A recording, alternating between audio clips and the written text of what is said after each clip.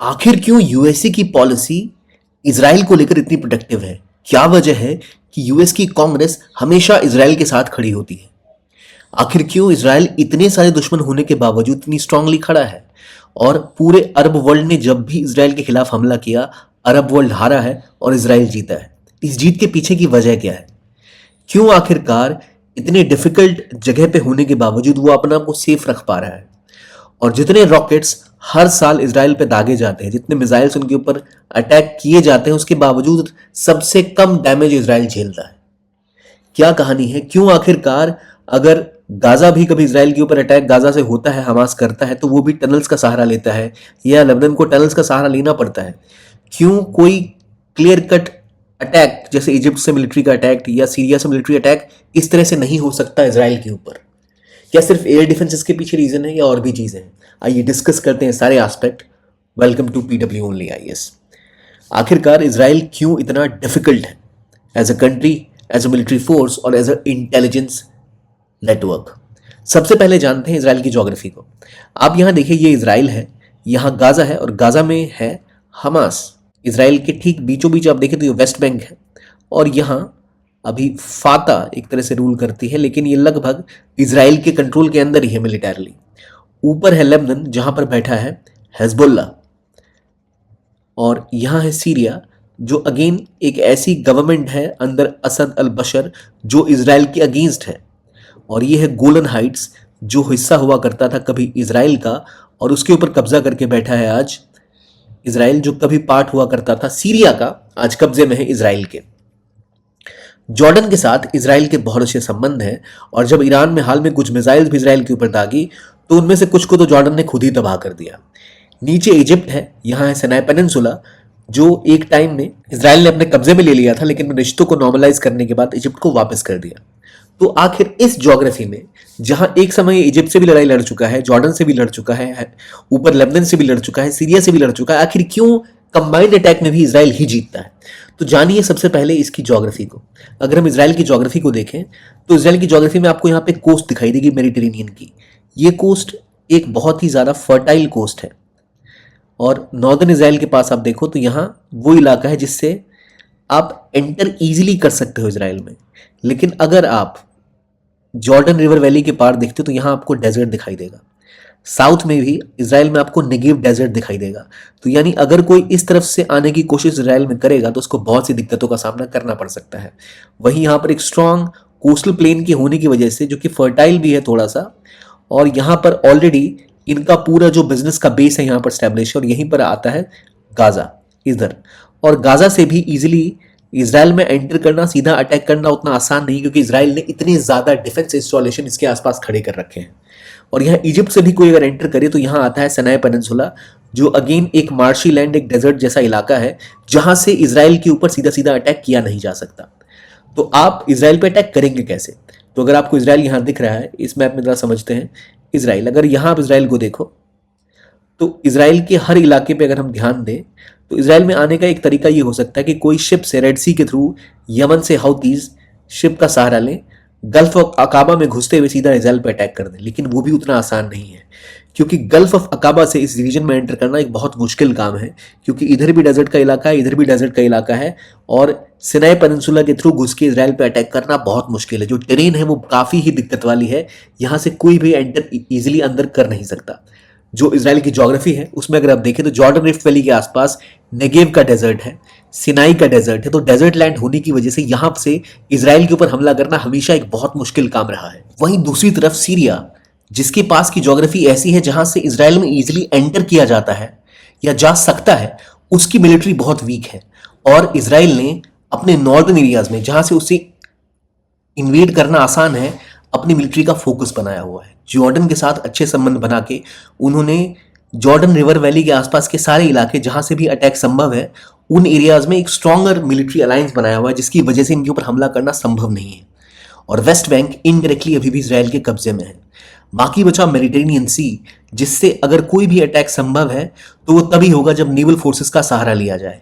और US navy की strong support की वजह से, फ्रेंच नेवी की स्ट्रांग सपोर्ट की वजह से और खुद अपनी एक स्ट्रांग नेवल फोर्स की वजह से इसराइल ने पूरे मेडिटेरेनियन सी का ये पूरा इलाका लगभग अपनी नेवल कंट्रोल में लिया हुआ है। इसी वजह से वो यहाँ से लेबनान में बेस्ड हिजबुल्लाह पर भी कंट्रोल रख सकते हैं, उन्हें आगे बढ़ने से रोक सकते हैं।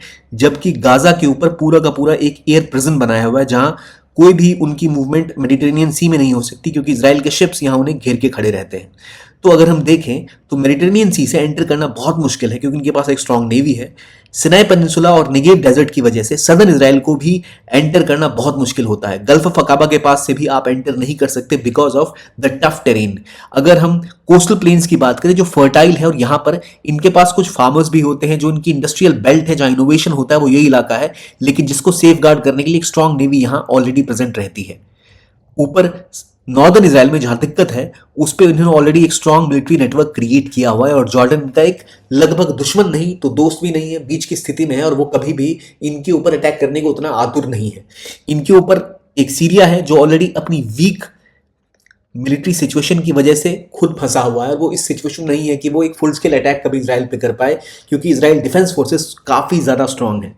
तो ये तो बातें हो गई इजराइल की ज्योग्राफी की, लेकिन इजराइल की सक्सेस आती है इसकी इकोनॉमिक पावर से, इसकी स्ट्रेटेजिक पावर से, और इसकी डिप्लोमेटिक पावर से। अगर हम बात करें स्ट्रेटेजिक पावर की, जिसमें इकोनॉमी एक बहुत बड़ा रोल निभाती है, उसमें यह समझिए कि इनको अगर आप 4 हिस्सों में बांटे, तो ये कोस्टल प्लेन का जो इलाका है, यहाँ जो भी आबादी रही है वो हमेशा ट्रेड को प्रायोरिटाइज करती आई है। इसकी वजह से यहाँ पर ट्रेडिंग कम्युनिटी हमेशा प्रॉस्परस होती रही, और जब दोबारा इजराइल में ज्यूइश पॉपुलेशन वापस आई तो उन्होंने ट्रेड को प्रायोरिटाइज किया, और समय के साथ अभी स्टार्टअप्स पे फोकस किया हुआ है। और तल अवीव जो कैपिटल है इजराइल की, उसको दुनिया की स्टार्टअप कैपिटल की तरह देखा जाता है। इतना ही नहीं, पानी की भारी कमी होने के बावजूद यहाँ पे जितना भी वाटर होता है, ये मेजरली अपने ग्रे वाटर को 96% तक रीयूज कर पाते हैं, यानी वेस्ट यूज बहुत कम और पानी का सदुपयोग सबसे ज्यादा। वो इलाके जहाँ एग्रीकल्चर मुश्किल है, वहाँ ये स्ट्रांग एग्रीकल्चर भी कर पा रहे हैं, क्योंकि इनके टेक्नोलॉजी में इतना पकड़ है। तो इसी वजह से जो इनका टेरेन है, जो इनकी ज्योग्राफी है, और जो इनकी स्ट्रांग बॉर्डर मैनेजमेंट है, वो इनके बॉर्डर्स को लगभग इम्प्रेग्नेबल बना लेती है, जिसकी वजह से कोई भी डायरेक्ट अटैक इनके ऊपर होना संभव नहीं है। हालांकि अगर सऊदी अरेबिया चाह ले या सीरिया साथ आ जाए और एक स्ट्रांग फ्रंट नॉर्दर्न इजराइल की तरफ से खोला जाए, तो शायद इजराइल पे एक सीधा सीधा लैंड अटैक संभव है, लेकिन वो अभी दूर दूर तक होता नहीं दिखता, क्योंकि इजराइल की डिप्लोमेटिक पावर इतनी स्ट्रांग है।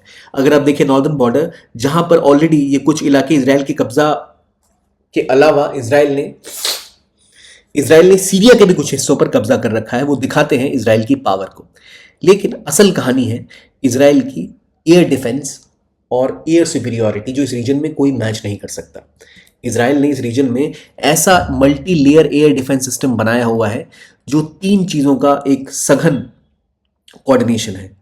इनकी नेवल एयर डिफेंस, इनकी इजराइल की एयर डिफेंस और लैंड एयर डिफेंस, जहां पर इन्होंने 3 चीजों का सहारा लिया है। एक है जिसमें आयरन डोम, दूसरा है एरो सिस्टम, और तीसरा है डेविड स्लिंग। इन तीनों की वजह से इनके ऊपर कोई भी अटैक अगर होते हैं तो उन रॉकेट्स को वो आसमान में ही ध्वस्त कर देते हैं। और ये नज़ारे हम बार बार देखते हैं, जहां गाजा या लेबनान से जो भी अटैक इनके ऊपर होते हैं, इनके रॉकेट्स उनको आसमान में ही ध्वस्त कर देते हैं। और ये एयर डिफेंस एक लेवल पे नहीं, कई लेवल से हो सकता है। और इसीलिए इनकी मिलिट्री इतनी स्ट्रांग है, इनकी एयरफोर्स इतनी स्ट्रांग है कि वो कहीं भी जाके अपने रॉकेट्स फायर कर सकती है, बॉम्ब गिरा सकती है। और इसीलिए अगर इजराइल के ऊपर गाजा से हमला होता है तो पहले आयरन डोम उनको सपोर्ट करता है, दूसरा अगर थोड़ी दूरी से अटैक हो रहा है तो उसके लिए उनके पास है डेविड स्लिंग, और अगर और दूर से अटैक है उनके लिए एरो है। तो 7 लेयर बना के रखी है इजराइल ने डिफेंस के लिए। और जो इनका ब्लैक सी का इलाका है, वहां पर नेवल एयर डिफेंस सिस्टम है। पूरा का पूरा मेडिटेरेनियन इनकी defence forces, naval defence forces control करके रखती है, जहां से इजराइल में एंटर करना या इजराइल पे अटैक करना बहुत मुश्किल है। और बात रही बॉर्डर्स की, तो वो कुछ इस तरह से है, जहां वेस्ट बैंक के बॉर्डर पे भी आप देखें तो घुसना बहुत मुश्किल है। अगर बॉर्डर यहां है तो पहले बार्ब वायर लगे हुए हैं, उसके बाद अगर आप इजराइल में एंटर करना चाहें तो आपको यहाँ एक डिच दिखेगा, डिच के बाद एक पेट्रोल रोड है जिस पर नजर रखी जाती है, फिर आगे एक इंट्रूजन डिटेक्शन सेंटर है, फिर एक डर्ट रोड है जिसको क्रॉस करके आपको पेट्रोल रोड पे आना पड़ेगा, जहां आपको इजराइल के सैनिक दिखेंगे। उसके बाद आपको ऑब्जर्वेशन सिस्टम यहाँ दिखाई देंगे, जो एक तरह का डिफेंस सिस्टम यहाँ बना के रखते हैं। इंफ्रारेड टेक्नोलॉजी का भी यूज यहाँ किया जाता है। उसको पार करने के बाद ही आप इजराइल में एंटर कर पाएंगे। तो एक किसी भी इंसान के लिए इजराइल में घुसपैठ करना बहुत मुश्किल काम है।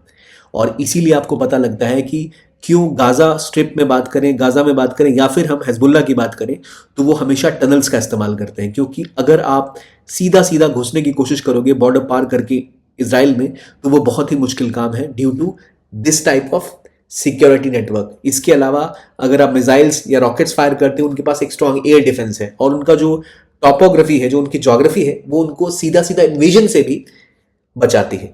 लेकिन हम सबको पता है कि सबसे बड़ी बात है इनकी एयर डिफेंस सिस्टम्स, आयरन डोम, डेविड स्लिंग और एरो सिस्टम, जो इनकी खुद की टेक्नोलॉजिकल कैपेबिलिटी तो दिखाता है, लेकिन ये भी दिखाता है कि कैसे यूएस के साथ जो इनका एक स्ट्रॉन्ग अलायंस है, एक स्ट्रॉन्ग पार्टनरशिप है, वो इनको इतनी सेफ्टी प्रोवाइड करता है। आखिर क्या वजह है, क्यों ये हो रहा है?